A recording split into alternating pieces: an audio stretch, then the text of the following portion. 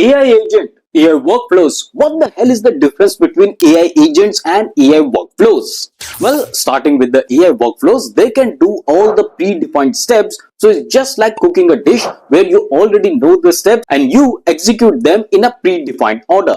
That's exactly what AI workflows do. And you can watch this YouTube short where I talked about AI workflows in a little bit more detail. But here, let's talk about the AI agents. So let's say that you have a AI agent and you give this AI agent a task of planning your day. And now the AI agent will go to your calendar. Of course, you have to authorize it. And once this AI agent is in your calendar, it will look at all your meetings and appointments. And based on all your meetings, on your appointment, it will take some decisions. It will see and adjust your meetings and the appointments and then try to find out a very suitable time where you can focus and plan your day ahead. So here you see the AI agent is definitely taking some decisions. It's moving your meetings and appointments to find a free slot for you where you can plan your day or a month or a week ahead.